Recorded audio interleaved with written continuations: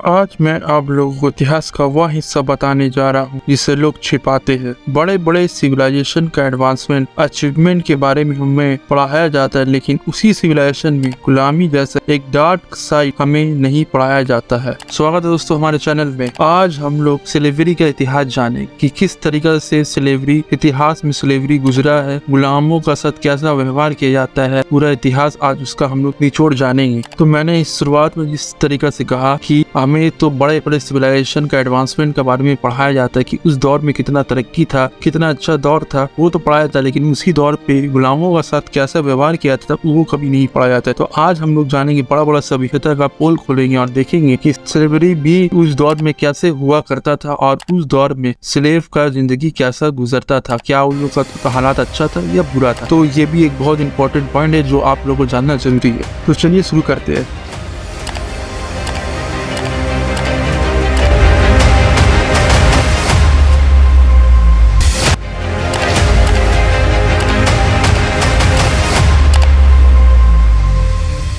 तो आज हम स्लेवरी का इतिहास पढ़ेंगे और जानेंगे स्लेवरी का शुरुआत कब से हुआ। तो एग्जैक्ट डेट ऐसा नहीं है कि मैं अगर बोलूं कि इस दौर से ही स्लेवरी शुरू हुआ तो माना जाएगा वही दौर से स्लेवरी शुरू हुआ। कोई एक पर्टिकुलर एग्जैक्ट डेट नहीं है, फिर भी अलग अलग हिस्टोरियन लोग का अलग अलग मानना है, अलग अलग सोर्सेज के हिसाब से माना जाता है कि इस दौर से स्लेवरी शुरू हुआ, लेकिन एग्जैक्ट कोई नहीं बोल सकता कि यही सिविलाइजेशन से शुरुआत हुआ आपको जाकर स्लेवरी का। तो शुरुआत करते हैं जब आदि मानव का टाइम पे, जब मनुष्य शिकारी थे, जब वो लोग शिकार के तलाश में घूमते थे, तब हमें किसी भी तरह गुलामी के बारे में कोई एविडेंस नहीं मिलता है। यानी कि जब लोग आदि मानव थे तब कोई भी किसी को कोई गुलाम नहीं बनाता था, सब अपने में आप थे, कोई किसी के ऊपर अथॉरिटी नहीं रखता था। तो जब कोई किसी के ऊपर अथॉरिटी नहीं रखता था, सब अपना जिंदगी खुद जीता था, सब आजाद था, तो कोई किसी गुलाम नहीं बनाता था। जब से लोग सेटल होना शुरू हुए और सभ्यता का शुरुआत हुआ, तब से ही हमें गुलामी देखने को मिलता है। जब से लोग सेटल होना शुरू हुए और सभ्यता का शुरुआत हुआ, तब से ही हमें गुलामी देखने को मिलता है, क्योंकि प्राचीन काल में जब अर्थव्यवस्था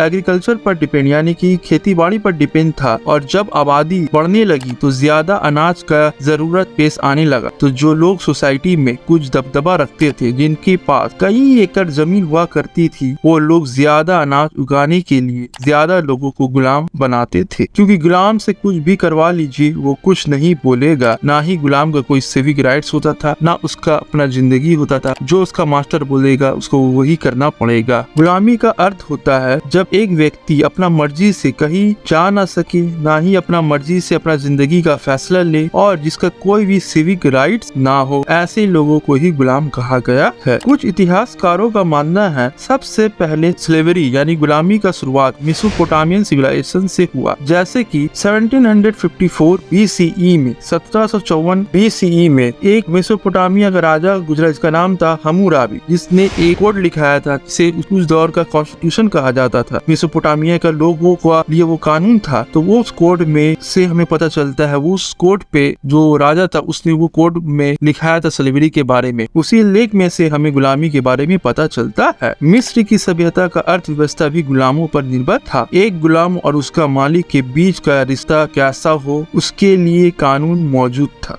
जैसे कि कानून में लिखा था, एग्जाम्पल लीजिए, अगर कोई मालिक है, उसका जो गुलाम है वो बच्चा है, तो मालिक उससे मेहनत मजदूरी या हार्ड लेबर वर्क नहीं करवा सकता जो वो कर ना सके। अगर वो बच्चा करने से मना कर दे वो काम, या वो काम करने में गलती कर दे, तो मालिक उसे मार भी नहीं सकता था। मतलब कि फिजिकली हार्श वर्क उसे नहीं करवा सकता था। जो बड़ा लोग का काम है वो बच्चा से वो नहीं करवा सकता था, ना ही उसे पनिश कर सकता था अगर वो बच्चा वो काम करने से मना कर दे। मिस्र में गुलामी था। इसका रेफरेंस हमें ओल्ड टेस्टामेंट से भी मिलता है, जब प्रॉफिट मोसेस ने इसराइलियों को फैरो की गुलामी से आजाद करवाया और फलस्तीन यानी कि पैलेस्टाइन वहां ले आकर बसा दिया। और कुछ इतिहासकार का मानना है कि एक ट्रू नेचर का स्लेवरी हमें यूनानी सभ्यता में देखने को मिलता है। मतलब एक फुल फ्लेज स्लेवरी का शुरुआत अगर देखा जाए तो वो यूनानी सभ्यता से हमें जानने को मिलता है। वही तो अलग अलग हिस्टोरियन का अलग अलग मान्यता है। तो रोमन एम्पायर में भी पढ़ेंगे कि उसमें भी स्लेवरी था, इजिप्शियन सिविलाइजेशन में भी था और यूनान सिविलाइजेशन में भी था। तो यूनानी दौर में किस तरीका का स्लेवरी था यानी कि गुलामी था, उसे हम जानेंगे। तो यूनान में बहुसंख्यक काम सब गुलाम पर ही निर्भर था। यूनान में आबादी का तीसरा हिस्सा गुलामों का था। यूनान में अगर गुलाम चाहे तो अपना मालिक को अपना बदले कुछ देकर वो आजाद हो सकता था, या तो मालिक खुद ही अपना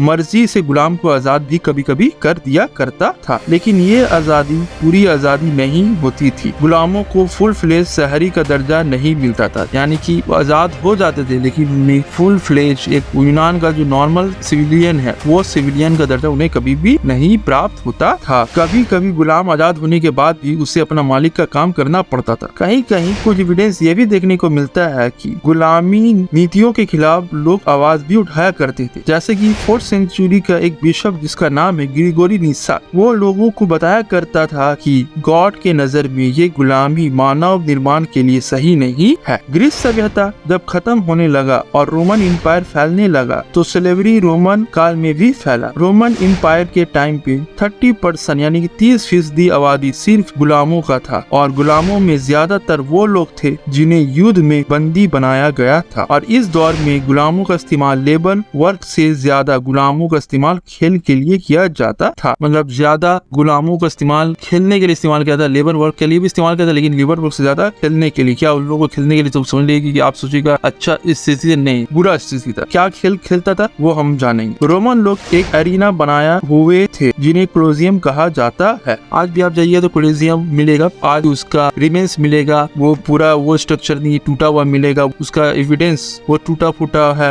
वो देखने को मिलेगा। लेकिन अगर यूट्यूब में देखिएगा उसका रेप्लिका तब आपको पता चलेगा पूरा किस तरीका से एरिना हुआ करता था जिसे कोलोसियम कहा जाता था। एरिना के बीच में खाली मैदान होता था और रोमी लोग यानी कि रोमन एम्पायर के जो भी सिटीजन थे एरिना के चारों ओर बैठकर खेल देखते थे। खेल में एक गुलाम को दूसरा गुलाम से लड़ाया जाता था। कभी एक गुलाम को भूखा शेर के सामने छोड़ दिया जाता था, कभी एक गुलाम का ग्रुप को दूसरा गुलाम का ग्रुप से लड़ाया जाता था। और ऐसे गुलामों को ग्लैडिएटर कहा जाता था, जो मतलब ऐसा खेल खेलते थे उन्हें ग्लैडिएटर कहा जाता था। और जो भी गुलाम हुकूमत के खिलाफ यानी कि रूलिंग क्लास के खिलाफ रिवॉल्ट करते थे उन्हें अत्यंत दर्दनाक पनिशमेंट यानी कि सजा दिया जाता था। एक ऐसा ही केस अगर हम पढ़ते हैं और इतिहास को खंगालते हैं रोमन एम्पायर के बारे में तो एक केस हमें देखने को मिलता है। ऐसा बहुत सारा केस है, एक केस मैं आप लोग को बताता हूँ, इससे आपको उस दौर का स्थिति पता चलेगा कि गुलाम लोग का स्थिति कितना खराब था। एक गुलाम ने अपना मास्टर को मार दिया था, तो वो मास्टर का घर में जितना भी गुलाम था सबको मार दिया गया। सोचिए एक गुलाम ने एक मास्टर को मारा, उसका बदले वो गुलाम को मारना चाहिए था, मतलब वो मास्टर का जितना भी गुलाम था पूरा का पूरा गुलाम को मार दिया गया। इस दौर में गुलाम स्किल वर्कर भी हुआ करते थे, जैसे क्राफ्ट्समैन। मतलब रोमन एम्पायर में जो गुलाम थे उन लोगों का अच्छा खासा नॉलेज था, स्किल वर्कर हुआ करते थे। और जो वीमेन होती थी वो लोग अच्छा हेयर ड्रेसर हुआ करती थी, फिर पेंटर हुआ करते थे। कुछ गुलाम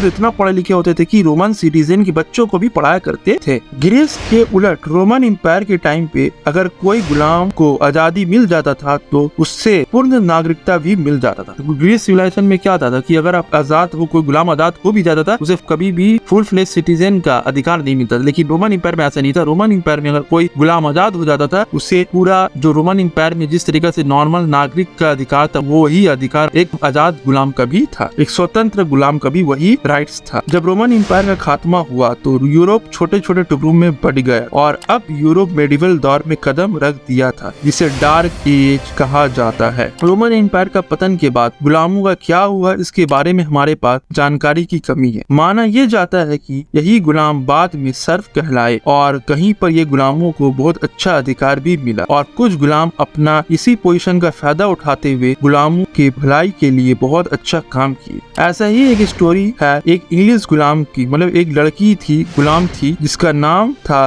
बाल्टिल्ड, जो फ्रैंकिश किंग कॉल्विस II की रानी बनी 7वीं शताब्दी में। जब उसका बेटा छोटा था और उसका कोई राजा नहीं था, मतलब राजा मर गया था समझ लीजिए, या कोई भी हादसा हो गया था, तो वो बच्चा था रानी का और वो प्रिंस था, तो वो बच्चा तो राजपाट नहीं कर सकता है। तो रानी जब उसका गार्जियन थी तो उसने एक ऑर्डर पास किया था कि क्रिश्चियन जो स्लेव्स है उसका ट्रेडिंग को बंद कर दिया जाए और जो भी बच्चा गुलाम है उसे भी आजाद करवा दिया जाए। सबसे बुरा दौर गुलामों का वाइकिंग्स के दौर में देखने को मिलता है, जब वाइकिंग यूरोप में तार खाट मचा रहे थे। वैसे तो वाइकिंग लोग अनपढ़ होते थे तो कोई भी रिटन रिकॉर्ड्स तो मौजूद नहीं है, लेकिन आयरलैंड का कैपिटल डबलिन में और भी बहुत सारा यूरोपियन आइलैंड में आर्कियोलॉजिकल सोर्स से हमें पता चलता है कि उस दौर में भी गुलामों की मंडी हुआ करती थी। वाइकिंग ज्यादातर लोगों को किडनैप कर लेते थे और गुलाम बना लेते थे या कहीं पर अटैक करके वहाँ के लोगों को गुलाम बना लेते थे। वाइकिंग के दौर में गुलामों का कोई भी अधिकार नहीं था। गुलामों को भेड़ बकरी से भी खराब सलूक किया जाता था। गुलामों का मर्डर कॉमन था। खेल खेल में गुलामों को मार दिया जाता था। हंसी मजाक में वाइकिंग लोग गुलाम को मार देते थे। रिचुअल्स के दौरान तो गुलामों का बलि एक आम सी बात हुआ करती थी।